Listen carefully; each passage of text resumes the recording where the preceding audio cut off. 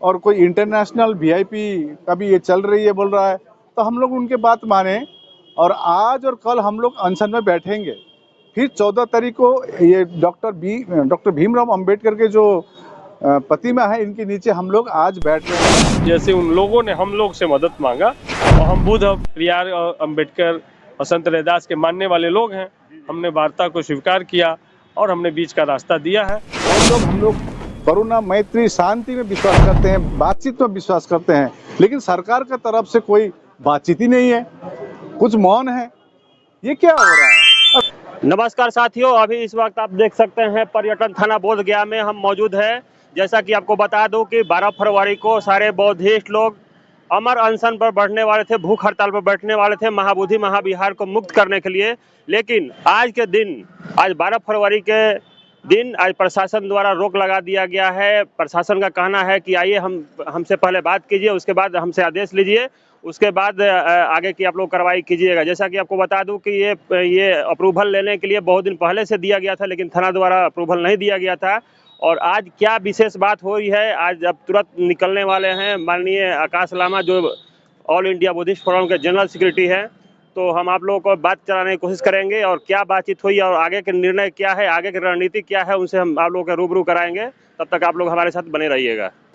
आज की क्या बैठक में हुई सर, धरना पर जो बैठक की जी, आज जो माघ पूर्णिमा है, आज के दिन हम लोग ऑल इंडिया बुद्धिस्ट फोरम और भारत के तमाम बौद्ध संगठन के तत्वाधान में यहाँ पर अनशन की कार्यक्रम थी। आप सभी को मालूम है, पिछली साल 26 नवंबर में काफ़ी बड़ी रैली हुई थी बोधगया में। 50,000 बौद्ध आए थे 22 राज्यों से। हम लोग ने शांति मार्च की थी। हमारी मांग जो है, ये मांग बीटी एक्ट जो है, बोधगया टेम्पल एक्ट 1949, इसको पूरी तरह से निरस्त करे। जिस प्रकार से अन्य धर्म के, उसी धर्म के लोग ही संचालन कमेटी में रहते हैं और जो बीटीएमसी में 9 मेंबर में 9 मेंबर ही बौद्ध होना पड़ेगा, ये हमारी मुख्य मांग है। इसके लिए काफ़ी ज्ञापन सरकार को दे चुके हैं, मुख्यमंत्री को, प्रधानमंत्री को, गवर्नर को, सभी को दे चुके हैं। हम लोग ने फिर 17 सितंबर में रैली की। नेशनल माइनॉरिटी कमीशन के साथ 3 बार मीटिंग कर चुके हैं। नेशनल माइनॉरिटी कमीशन माने, ये तो बौद्धों का स्थल है, संसार को मालूम है। बौद्ध, भगवान बुद्ध ने यहाँ पर ज्ञान प्राप्त किया, सम्राट अशोक ने बनाया। ये क्यों है ऐसा? और कोई क्लेम कर रहा है। आज जो हम लोग यहाँ पर अभी धरने में बैठेंगे, अभी यहाँ से जाकर धरने में बैठेंगे अनशन में, तो हम लोग ने ये डिसीजन लेना पड़ा क्योंकि सरकार को इतनी ज्ञापन देने के बाद 500 संस्थाओं ने एक साथ मिलकर हम लोग ने 17 सितंबर में ज्ञापन दी। चीफ सेक्रेटरी से मिले, कोई सरकार की तरफ से बैठने को तैयार नहीं है। तो हमारे पास एक ही हथियार है कि हमको अनशन में बैठना होगा। ये बौद्धों का स्थल है, बौद्धों को दिया जाए कमेटी में पूरी। तो इसी के लिए है। और हम ये चाह रहे हैं कि कोई भी प्रॉब्लम का सॉल्यूशन बैठ के ही होती है। तो मुख्यमंत्री का यहाँ पर अब आज कुछ ये चल रही है और कोई इंटरनेशनल वीआईपी का भी ये चल रही है बोल रहा है, तो हम लोग उनके बात माने और आज और कल हम लोग अनशन में बैठेंगे। फिर 14 तारीख को ये डॉक्टर भीमराव अंबेडकर के जो प्रतिमा है, इनके नीचे हम लोग आज बैठ रहे हैं। अभी 3 बजे से बैठ रहे हैं, यही निर्णय हुई है। और कल भी हम लोग वही समय बैठेंगे और 14 तारीख से हम लोग पूरे भूख हड़ताल में उतरेंगे सुबह से। और 14 तारीख हम लोग बैठेंगे यहाँ पर, बैठ के ही हम लोग का, कि हम लोग बहुत लोग, हम लोग करुणा, मैत्री, शांति में विश्वास करते हैं, बातचीत में विश्वास करते हैं, लेकिन सरकार की तरफ से कोई बातचीत ही नहीं है, कुछ मौन है।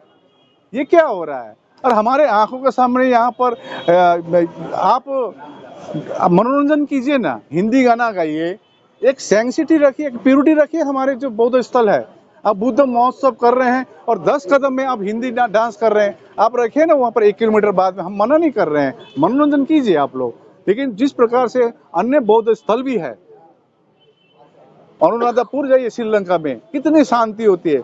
आज हम लोग ने काफ़ी सारा बात भी की है और अन्य इशू पर, लेकिन हमारा कहना है, मुख्य मांग है बीटी एक्ट को 1949 को पूरी तरह से निरस्त किया जाए और कमेटी में संपूर्ण बौद्ध होना है। और यहाँ पर आज जो प्रतिनिधि मंडल जो बैठे, यहाँ हम लोग ने सिर्फ कोई एक राज्य से नहीं, पूरे भारत से है और हम इंटरनेशनल अभी गए नहीं है।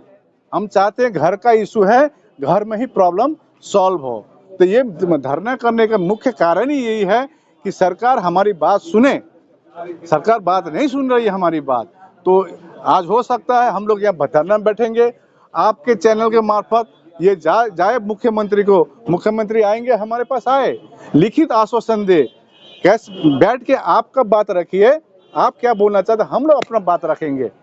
तो ये इमोशनल चीज है, इसको सभी धर्मों की अपनी अपनी इमोशनल होती है, इसको कदर करते हुए हम लोग अभी 3 बजे से 2 घंटे के लिए आंशिक एक भूख हड़ताल हम लोग बैठ रहे हैं जय नारायण उद्यान में। धन्यवाद सबको। फूले पेरियार के विचार में विश्वास रखने वाले, संत गुरु रविदास के विचारों में आस्था रखने वाले तमाम लोग आज अपने सबसे बड़ा ज्ञान केंद्र, जो वर्ल्ड नॉलेज सेंटर के रूप में जो जाना जाता है, महाबोधि मंदिर, उसकी मुक्ति के लिए कि वो बौद्धों को हाथ में सौंपा जाए, इसके लिए अनिश्चितकालीन आंदोलन की शुरुआत का दिन था।